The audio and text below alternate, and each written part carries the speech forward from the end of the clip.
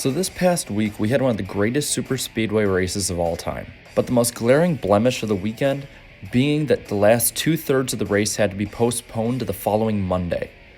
Once again, fans weren't pleased, and rightfully so. Many at the track and at home would have to miss out on racing action. So it got me thinking of the idea I saw a lot of on the Twitter machine, that every track needs to have lights at them in NASCAR. Now, I think it's important to look at each of these tracks on a case-by-case basis. So, currently in the Cup Series, there are 13 races that do not have fully lighted coverage on the track. These races are the 2 Dover races, the 2 Michigan races, the 2 Pocono races, both Talladega races, a single race at the Roval, Indy, Loudon, Sonoma, and Watkins Glen. Now, we can basically eliminate the 3 road courses from this conversation due to the fact that they can have rain tires, which pretty much gets rid of any need to have to postpone the race due to weather or anything like that. This would leave 10 races among 6 tracks. Let's start at Indianapolis. This is the track that I think NASCAR deserves the least amount of say in what happens with. Indianapolis has mulled over the option of lights at the track, but I'd say leave this one up to the Indianapolis fans, the IndyCar fans, and the leaders in IndyCar to make this decision. That's their house, we're just visitors in it. Pocono is one that's odd.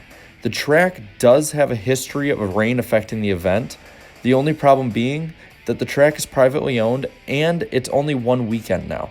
Plus, its future in NASCAR for the very long term may be in the air, so is it even worth NASCAR having them put in lights if they may not even go there in the next 5 to 10 years?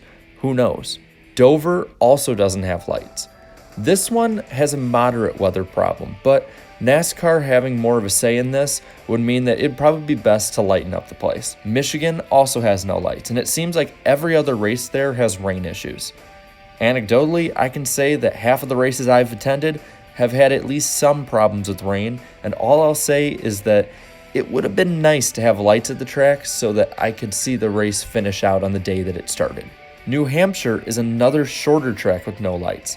This track has only one race on the Cup schedule, so that alone being stated, I'd say it's less imperative to lighten up the joint. But with that being said, the track is only 1 mile in length, so it would probably be one of the easiest to light up if they need to. Now this leaves only one other major track, the Talladega Superspeedway. Talladega is one of NASCAR's major tracks and often draws some of the biggest attendance and TV viewership of the season.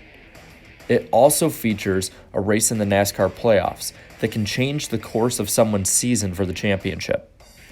With that being said, I actually don't think the place needs lights like everyone says it does.